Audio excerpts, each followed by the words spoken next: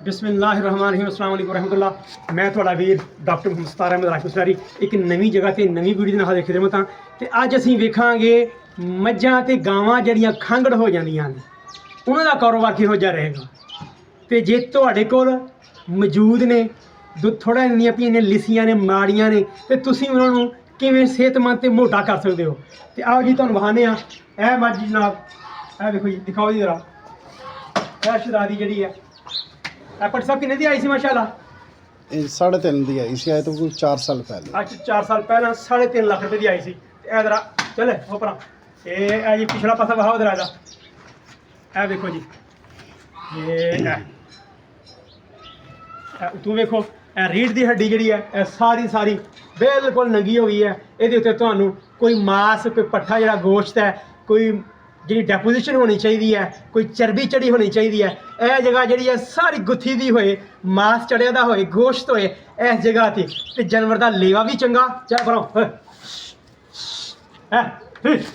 ते ए देखो एडी सोहनी माशाल्लाह मझ और नस्ली मझ है।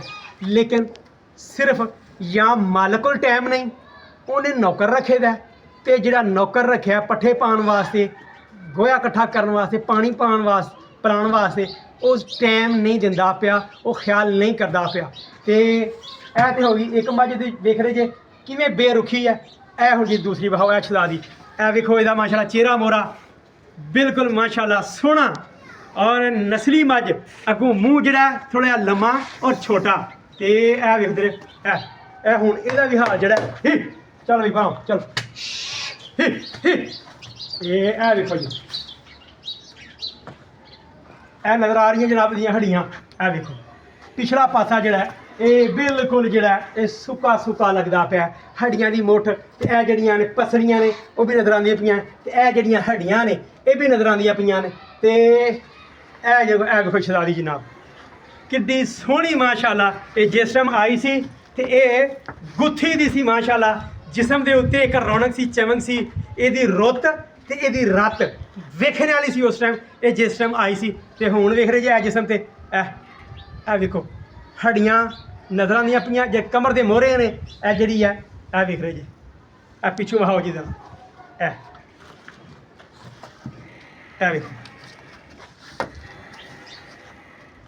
ਤੇ ਜਿਹੜੇ ਵੀਰ ਚਾਹੁੰਦੇ ਨੇ ਅਸੀਂ ਇਹੋ ਜਿਹੀਆਂ ਮੱਝਾਂ ਲਿਸੀਆਂ ਕਮਜ਼ੋਰ ਸੁੱਕੀਆਂ ਸੜੀਆਂ ਲੈ ਕੇ ਅਗਰ ਉਹ ਉਹਨਾਂ ਦਾ ਸਹੀ ਰੱਖ ਰਖਾਓ ਕਰ ਲੈਂਦੇ ਨੇ ਤੇ ਯਕੀਨ ਮੰਨੋ ਇਹੀ ਮੱਝਾਂ ਠੀਕ 4 ਮਹੀਨੇ ਬਾਅਦ ਤੁਸੀਂ ਪਹਿਚਾਨ ਨਹੀਂ ਸਕਦੇ ਕਿ ਇਹ ਉਹੀ ਮੱਝਾਂ ਨੇ ਜਿਹੜੀਆਂ ਲਿਸੀਆਂ ਮਾੜੀਆਂ ਸਨ। ਤੇ ਇਹਨਾਂ ਦੀ ਸਿਰਫ ਕੀ ਕਰਨੀ ਹੈ, ਤੁਸੀਂ ਜਿਸ ਟਾਈਮ ਜਾਨਵਰ ਪਰਚੇਜ਼ ਕਰੋਗੇ ਇਹੋ ਜਿਹਾ ਜਾਨਵਰ ਜਿਸ ਟਾਈਮ ਲੈਣ ਜਾਓਗੇ ਸੱਜਰ ਤੰਦਰੁਸਤ ਸਿਹਤਮੰਦ ਉਹ ਲੱਖਾਂ ਦੇ ਵਿੱਚ ਹੈ।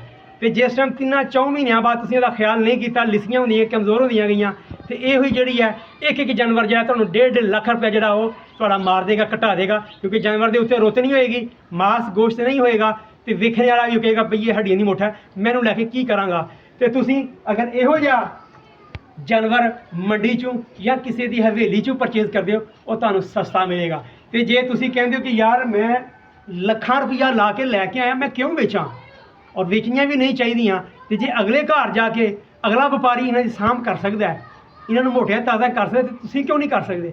ਸਿਰਫ ਚੰਦ ਇੱਕ ਗੱਲਾਂ। ਹੁਣ ਇਹ ਸਨ ਜਾਨਵਰ ਦਾ ਹਾਲ। ਤੇ ਹੁਣ ਜੀ ਇਹ ਵਿਖਾਓ ਇਹ ਜਨਾਬ ਜੀ ਖੁਰਲੀ ਹੈ, ਇਹ ਵੇਖ ਰਹੇ ਜੇ ਇਹ ਅੰਦਰੋਂ ਵੀ ਜਰਾ ਜੀ ਸਾਰਾ ਸੂਰਤ ਹਾਲ ਵਿਖਾਓ ਜਰਾ।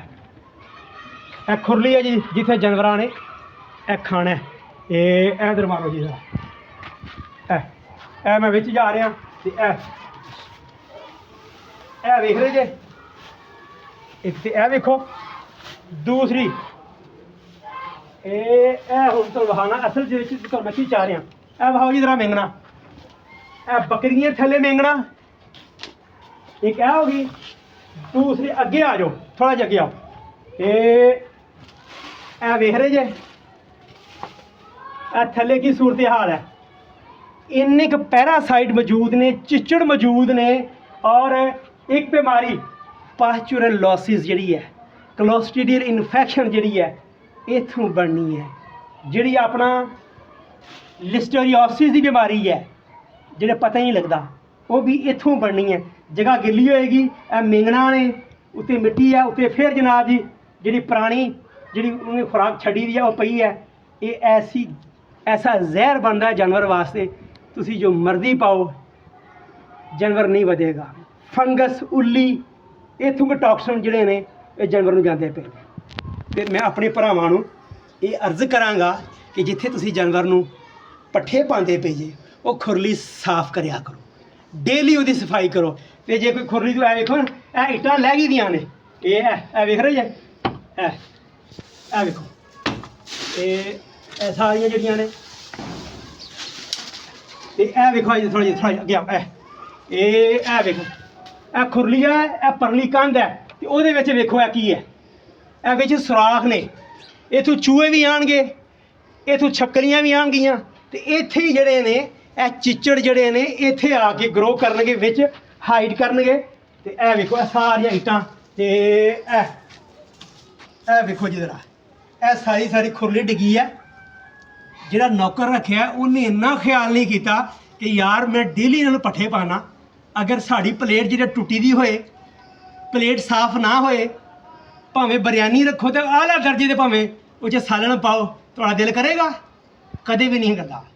ਗੰਦਾ ਗਲਾਸ ਵੀ ਅਸੀਂ ਗੰਦਾ ਗਲਾਸ ਪਸੰਦ ਨਹੀਂ ਕਰਦੇ। ਇਸੇ ਤਰ੍ਹਾਂ ਇਹ ਜਾਨਵਰ ਨੇ, ਇਹਨਾਂ ਵਾਸਤੇ ਭਾਂਡੇ ਸਾਫ਼ ਸੁਥਰੇ, ਖੁਰਲੀ ਜਿਹੜੀ ਮਿੰਜਰ ਹੈ ਉਹਦੀ ਸਫਾਈ ਹੋਣੀ ਚਾਹੀਦੀ ਹੈ। ਇਹਦੇ ਇਹ ਜਿਹੜੀ ਸਾਈਡ ਹੈ ਦੀਵਾਰ, ਇੱਥੇ ਪਲਸਤਰ ਹੋਏ, ਇੱਕ 8 ਦਾ ਕਰ ਲਓ, ਸਸਤਾ ਕਰ ਲਓ, ਲੇਕਿਨ ਇਹ ਜਿਹੜੀਆਂ ਦਰਜ਼ਾਂ ਨੇ ਨਹੀਂ ਛੱਡਣੀਆਂ, ਨਾ ਖੁਰਲੀ ਦੀਆਂ ਨਾ ਦੀਵਾਰ ਦੀਆਂ। ਅਗਰ ਤੁਸੀਂ ਇਹ ਪਲਸਤਰ ਕਰ ਲੈਂਦੇ ਹੋ, ਵਿੱਚੋਂ ਵੀ ਕਰਦੇ ਜੇ, ਸਾਈਡਾਂ ਤੋਂ ਵੀ ਕਰਦੇ ਜੇ, ਚਿੱਚੜ ਨਹੀਂ ਆਉਣਗੇ, ਹਸ਼ਰਾਤ ਪੈਦਾ ਨਹੀਂ ਹੋਣਗੇ। ਇੱਕ ਇਹ ਗੱਲ ਹੋ ਗਈ। ਹੁਣ ਆ ਜਾਓ, ਇਹ ਪਿੱਛੇ ਵੀ ਸਾਰਾ ਸੂਰਤ ਤੁਸੀਂ ਵੇਖਦੇ ਪਏ ਹੋ। ਇਹ ਜਿਹੜੇ ਜਾਨਵਰ ਨੇ ਹੁਣ ਦੱਸਾਂ, ਇਹ ਲਿੱਸੇ ਅਤੇ ਕਮਜ਼ੋਰ ਕਿਉਂ ਹੋਏ ਨੇ। ਅਗਰ ਤੁਹਾਨੂੰ ਮੇਰਾ ਕੈਮਰਾਮੈਨ ਸਾਹਿਬ ਅਗਰ ਤੁਹਾਨੂੰ ਵਿਖਾਏਗਾ, ਤੇ ਆਓ ਜੀ ਜ਼ਰਾ, ਇਹ ਵੇਖ ਰਹੇ ਜੇ, ਇਹ ਜਿਹੜੀ ਸ਼ਰਾਦੀ ਮੱਝ ਹੈ ਬੱਲੀ, ਇਹ ਪਿਸ਼ਾਬ ਵਾਲੀ ਜਗ੍ਹਾ 'ਤੇ ਜੀ, ਇਹ ਵਿਖਾਓ ਜੀ ਜ਼ਰਾ, ਇਹ ਪੁੱਛਲ ਦੇ ਥੱਲੇ ਵੇਖੋ ਜੀ ਜ਼ਰਾ, ਇਹ ਇੱਕ ਤਾਂ ਪਿਸ਼ਾਬ ਵਾਲੀ ਜਗ੍ਹਾ ਵੇਖੋ, ਅਤੇ ਦੂਸਰੀ ਇਹ ਪੁੱਛਲ ਦੇ ਥੱਲੇ ਵੇਖੋ, ਇਹ ਜੇ ਚਿੱਚੜ, ਇਹ ਵੇਖੋ, ਇਹਨੂੰ ਕਹਿੰਦੇ ਚਿੱਚੜ, ਜਿਹੜੇ ਟਿਕਸ ਨੇ। ਇਹ ਜਿਹੜੇ ਤੁਸੀਂ ਕਹਿੰਦੇ ਹੋ ਕੋਈ ਗੱਲ ਨਹੀਂ ਜੀ, ਲੱਗੇ ਹੁੰਦੇ ਨੇ ਜੀ, ਕੁਛ ਨਹੀਂ ਹੁੰਦਾ ਜੀ, ਉਹ ਭਾਈ ਇਹ ਹਰ ਰੋਜ਼ ਖੂਨ ਚੂਸਦੇ ਨੇ। ਖੂਨ ਚੂਸ ਕੇ ਇੱਕ ਜਾਨਵਰ ਤੋਂ ਦੂਸਰੇ ਜਾਨਵਰ ਵਿੱਚ ਟ੍ਰਾਂਸਫਰ ਹੁੰਦੇ ਨੇ। ਖੂਨ ਚੂਸਣਗੇ, ਤੁਹਾਡੇ ਜਾਨਵਰ ਦੇ ਵਿੱਚ ਖੂਨ ਦੀ ਕਮੀ ਪੈਦਾ ਕਰਨਗੇ, ਜਾਨਵਰ ਦੇ ਵਿੱਚ ਪ੍ਰੋਟੀਨ ਦੀ ਕਮੀ ਆਏਗੀ, ਹੀਮੋਗਲੋਬਿਨ ਦੀ ਕਮੀ ਆਏਗੀ। ਤੁਹਾਡੇ ਜਾਨਵਰ ਨੂੰ ਵਦੂਦਾਂ ਦਾ ਬੁਖਾਰ, ਥਲੇਰੀਓਸਿਸ, ਬਬੇਜ਼ੀਓਸਿਸ, ਟ੍ਰਾਈਕੋਮੋਨੀਆਸਿਸ, ਜਿਹਨੂੰ ਅਸੀਂ ਰੱਤ ਮੂਤਰਾ ਸਰਕਨ ਕਹਿੰਦੇ ਹਾਂ, ਇਹ ਜਾਨਵਰ ਨੂੰ ਬਿਮਾਰ ਕਰ ਦੇਣਗੇ। ਤਿਲੀ ਦਾ ਬੁਖਾਰ ਕਰ ਦੇਣਗੇ। ਜਾਨਵਰ ਹਲਕਾ ਹਲਕਾ ਖਾਂਦਾ ਰਹੇਗਾ, ਲੇਕਿਨ ਹੱਡੀਆਂ ਦੀ ਮੁੱਠ ਬਣਦਾ ਜਾਏਗਾ। ਸਿਰਫ ਤੁਹਾਡੀ ਗਫਲਤ, ਤੁਹਾਡੀ ਛੋਟੀ ਜਿਹੀ ਗਲਤੀ ਜਿਹੜੀ ਹੈ, ਜਿਹੜਾ ਤੁਸੀਂ ਲੱਖਾਂ ਦਾ ਜਾਨਵਰ ਲੈ ਕੇ ਆਉਂਦੇ ਹੋ, ਉਹ ਤੁਸੀਂ ਕੱਖਾਂ 'ਚ ਵੇਚਣ 'ਤੇ ਮਜਬੂਰ ਹੋ ਜਾਂਦੇ ਹੋ। ਅਤੇ ਤੁਸੀਂ ਆਪਣੇ ਜਾਨਵਰ ਦਾ ਖਾਸ ਖਿਆਲ ਕਰੋ। ਜੇ ਤੁਸੀਂ ਮਾਲਕ ਹੋ, ਤੁਸੀਂ ਕੋਈ ਨੌਕਰ ਰੱਖਿਆ, ਕੋਈ ਕਾਮਾ ਰੱਖਿਆ, ਉਹਦੇ ਉੱਤੇ ਵੀ ਨਜ਼ਰ ਰੱਖੋ। ਉਹਨੂੰ ਤਨਖਾਹ ਚੰਗੀ ਦੇਵੋ, ਉਹਦੇ ਕੋਲ ਕੰਮ ਚੰਗਾ ਲਵੋ। ਜਿੱਥੇ ਤੁਸੀਂ ਜਾਨਵਰ ਰੱਖੇ ਨੇ, ਖਰੜੀ ਜਗ੍ਹਾ ਬਿਲਕੁਲ ਬਰਾਬਰ ਹੋਏ, ਪੱਧਰੀ ਹੋਏ। ਜੇ ਸਾਨੂੰ ਨੀਂਦਰ ਆਈ ਦੀ ਹੋਏ ਅਤੇ ਮੰਜੀ ਇੱਕ ਪਾਵਾ ਟੁੱਟਿਆ ਹੋਏ, ਕਦੇ ਇੱਧਰ ਅਤੇ ਕਦੇ ਇੱਧਰ, ਪੂਰੀ ਰਾਤ ਆਵਾਜ਼ ਆਉਂਦੀ ਹੋਏ ਚਿੜਚਿੜ ਦੀ, ਨੀਂਦਰ ਨਹੀਂ ਆਉਂਦੀ। ਇਸੇ ਤਰ੍ਹਾਂ ਹੀ ਜਿਹੜਾ ਜਾਨਵਰ ਹੈ, ਮੁਸਲਸਲ ਉੱਚੀ ਨੀਵੀਂ ਜਗ੍ਹਾ 'ਤੇ ਖੜ੍ਹਾ ਹੋਏਗਾ, ਰੋੜਿਆਂ 'ਤੇ ਖੜ੍ਹਾ ਹੋਏਗਾ, ਉਹਦੇ ਖੋਲ ਜਿਹੜੇ ਨੇ ਖਰਾਬ ਹੋ ਜਾਣਗੇ। ਜਾਨਵਰ 'ਚ ਲੰਗਾਹ ਆਏਗਾ, ਉਹ ਸਹੀ ਤਰ੍ਹਾਂ ਨਹੀਂ ਚੱਲ ਸਕੇਗਾ। ਅਤੇ ਜਿਹੜਾ ਜਾਨਵਰ ਚੱਲ ਨਹੀਂ ਸਕਦਾ, ਉਹ ਫਿਰ ਰੱਜ ਕੇ ਪੱਠੇ ਵੀ ਨਹੀਂ ਖਾਂਦਾ ਤਕਲੀਫ ਦੀ ਵਜ੍ਹਾ ਤੋਂ। ਇੱਕ ਇਹ ਜਿਹੜੀ ਤੁਸੀਂ ਦੱਸੀ ਹੈ, ਤੁਹਾਨੂੰ ਮੈਂ ਦੱਸਣ ਦਾ ਮਤਲਬ ਸਿਰਫ ਇਹ ਵੇ, ਆਪਣੇ ਜਾਨਵਰਾਂ ਦਾ ਆਪੇ ਖਿਆਲ ਕਰਨਾ ਤੁਸੀਂ। ਇਹ ਲੱਖਾਂ ਦੇ ਜਾਨਵਰ ਨੇ, ਅਤੇ ਜਿਹੜਾ ਨੌਕਰ ਚਾਕਰ ਹੈ, ਉਹਨੇ ਕੀ ਕਰਨਾ, ਸਾਹਿਬ ਜੀ ਤੁਸੀਂ ਦਿੰਦੇ ਕੱਖ ਨਹੀਂ, ਮੈਂ ਕੀ ਕਰਾਂ, ਮੈਂ ਬਥੇਰਾ ਕਰਦਾ ਕੱਖ ਨਹੀਂ, ਗੱਲਾਂ ਨਾਲ ਵਰਚਾਉਂਦਾ ਤੁਹਾਨੂੰ। ਅਤੇ ਤੁਸੀਂ ਆਪੇ ਨਜ਼ਰ ਰੱਖਣੀ ਹੈ। ਜਿਸ ਤਰ੍ਹਾਂ ਪੱਠੇ ਪਾਣੇ ਨੇ, ਨਜ਼ਰ ਕੋਲ ਹੋ ਕੇ ਪੱਠੇ ਪਵਾਓ। ਜਿਸ ਤਰ੍ਹਾਂ ਵੰਡ ਪਾਉਂਦੇ ਜੇ ਜਾਨਵਰ ਨੂੰ, ਉਹ ਜੇ ਮੈਂ ਤੁਹਾਨੂੰ ਦੱਸਣਾ ਨਾ, ਜਿਵੇਂ ਇਹ ਸਾਡੀ ਮੱਝਾਂ ਨੇ, ਇਸੇ ਮੱਝ ਨੂੰ, ਆਮ ਜਿਹੜੀ ਮੱਝ ਤੰਦਰੁਸਤ ਹੈ, ਸਿਹਤਮੰਦ ਹੈ, 500 ਕਿਲੋ ਦੀ ਮੱਝ, ਉਹਨੂੰ ਤੁਸੀਂ 3% ਡਰਾਈ ਮੈਟਰ ਉਹਨੂੰ ਕਹਿੰਦੇ ਆ। ਅਗਰ ਜਿਹੜਾ ਸਬਜ਼ ਚਾਰਾ ਹੈ, ਉਹਦੇ ਵਿੱਚੋਂ ਪਾਣੀ ਕੱਢ ਲਿਆ ਜਾਏ, ਅਤੇ ਜਿਹੜੀ ਪਿੱਛੇ ਸ਼ਹਿ ਰਹਿ ਜਾਂਦੀ ਹੈ, ਉਹਨੂੰ ਅਸੀਂ ਕਹਿੰਦੇ ਹਾਂ ਡਰਾਈ ਮੈਟਰ। ਅਤੇ 1 ਕਿਲੋ ਦੇ ਵਿੱਚੋਂ ਸਿਰਫ ਡਰਾਈ ਮੈਟਰ ਕਿੰਨਾ ਬਚਦਾ, 200 ਗ੍ਰਾਮ, ਪੂਰਾ ਪਾ ਵੀ ਨਹੀਂ ਬਚਦਾ।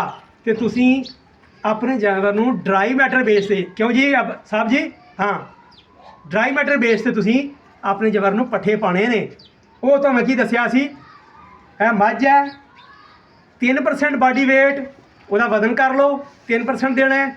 ਟੋਟਲ ਜਿਹੜਾ 500 ਕਿਲੋ ਵਾਲੀ ਉਹਨੂੰ ਸਿਰਫ 15 ਕਿਲੋ ਜਿਹੜਾ ਇੱਕ ਦਿਨ ਦੀ ਖੁਰਾਕ ਬਣਨੀ ਹੈ।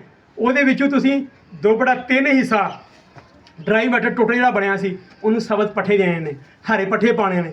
ਹਰੇ ਪੱਠਿਆਂ ਦਾ 1/3 ਹਿੱਸਾ ਤੂੜੀ ਪਾਓ, ਪਰਾਲੀ ਕੁਤਰੀ ਦੀ ਸਾਫ਼ ਸੁਥਰੀ ਹੋਏ ਜਾਂ ਜਵੀ ਕੁਤਰੀ ਦੀ ਖੁਸ਼ਕ ਉਹ ਪਾਓ। ਤੇ ਜਿਹੜਾ ਸਾਰਾ ਟੋਟਲ ਬਣਾਇਆ ਸੀ 15 ਕਿਲੋ ਡਰਾਈ ਮੈਟਰ, ਉਹਦਾ 1/3 ਹਿੱਸਾ ਉਹ ਤੁਸੀਂ ਸਿਰਫ ਆਪਣੇ ਜਾਨਵਰ ਨੂੰ ਵੰਡਾ ਪਾਉਣਾ ਹੈ। ਉਹਦੇ ਵਿੱਚ ਖਾਲ ਆ ਜਾਏਗੀ, ਉਹਦੇ 'ਚ ਅਨਾਜ ਆ ਜਾਏਗਾ, ਉਹ ਪਾਓ।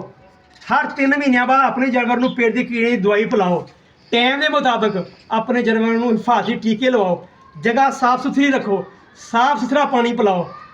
ਜਿਹੜਾ ਜਿੱਥੋਂ ਪਾਣੀ ਪਿਲਾਉਂਦੇ ਪਏ ਖੁਰਲੀ 'ਚੋਂ ਉਹਦੇ ਵਿੱਚ ਉੱਲੀ ਨਹੀਂ ਲੱਗੀ ਹੋਣੀ ਚਾਹੀਦੀ, ਪੱਠਿਆਂ 'ਚ ਉੱਲੀ ਨਾ ਆਏ। ਤੁਹਾਡੀ ਜਿਹੜੀ ਖੁਰਲੀ ਅੱਗੇ ਹੈ ਉਹ 'ਚ ਗੰਦ ਨਾ ਹੋਏ। ਤੇ ਯਕੀਨ ਮੰਨੋ ਇਹੀ ਤੁਹਾਡੀਆਂ ਜਿਹੜੀਆਂ ਸ਼ਰਾਦੀਆਂ ਨੇ ਤੁਹਾਨੂੰ ਬਾਲਟੀਆਂ ਭਰ ਭਰ ਕੇ ਦੁੱਧ ਦੀਆਂ ਦੇਣਗੀਆਂ, ਲੇਕਿਨ ਉਹ ਵੀ ਕਹਿੰਦੀਆਂ ਨੇ ਭਾਈ ਸਾਡਾ ਖਿਆਲ ਕਰ। ਤੂੰ ਖਿਆਲ ਕਰੇਗਾ ਤੇ ਅਸੀਂ ਤੇਰਾ ਖਿਆਲ ਕਰਾਂਗੇ। ਦੁੱਧ ਤਾਂ ਹੀ ਜਾਨਵਰ ਦਿੰਦਾ ਜੇ ਤੁਸੀਂ ਦੁੱਧ ਵਾਲੇ ਜਾਨਵਰ ਨੂੰ ਸਮਝੋ ਕਿ ਯਾਰ ਇਹ ਸਾਨੂੰ ਦੁੱਧ ਦਿੰਦੀ ਹੈ। ਸਾਨੂੰ 4 ਥਣਾਂ ਵਾਲੀ ਮਾਂ, ਇਹ ਸਮਝ ਕਿ 2 ਥਣਾਂ ਵਾਲੀ 2 ਸਾਲ ਪਲਾਉਂਦੀ ਹੈ। ਤੇ ਲੇਕਿਨ ਇਹ ਜਿਹੜੀਆਂ ਸ਼ਰਾਦੀਆਂ ਨੇ ਸਾਡੇ ਪੈਦਾ ਹੋਣ ਤੋਂ ਮਰਨ ਤੱਕ ਸਾਨੂੰ ਦੁੱਧ ਦਾ ਇਹ ਸਾਡਾ ਮਾਸ਼ਾਅੱਲਾ ਅੱਲਾਹ ਰੱਬੁਲ ਆਲਮੀਨ ਨੇ ਜ਼ਰੀਆ ਬਣਾਇਆ ਦਾ ਦੁੱਧ ਦਾ।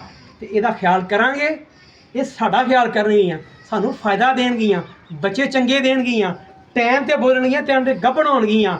ਤੇ ਇਨਸ਼ਾਅੱਲਾ ਮੈਂ ਉਮੀਦ ਕਰਨਾ ਮੇਰੇ ਵੀਰ ਇਹਨਾਂ ਛੋਟੀਆਂ ਛੋਟੀਆਂ ਗੱਲਾਂ ਦਾ ਖਿਆਲ ਕਰਨਗੇ। ਤੇ ਜੇ ਤੁਹਾਨੂੰ ਇਹ ਵੀਡੀਓ ਚੰਗੀ ਲੱਗੇ ਤੇ ਮੇਰੇ ਚੈਨਲ ਨੂੰ ਲਾਈਕ ਕਰਨਾ, ਸ਼ੇਅਰ ਕਰਨਾ ਤੇ ਸਬਸਕ੍ਰਾਈਬ ਕਰਨਾ ਬਿਲਕੁਲ ਨਹੀਂ ਭੁੱਲਣਾ।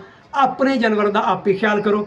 ਅੱਲਾਹ ਤੁਹਾਡੀ ਮਦਦ ਕਰੇ ਤੇ ਇਹਨਾਂ ਨੂੰ ਵੀ ਤੰਦਰੁਸਤੀ ਦੇ। ਬਹੁਤ ਸ਼ੁਕਰੀਆ। ਅਸਲਾਮ ਅਲੈਕੁਮ ਵਰਹਿਮਤੁਲਾਹ।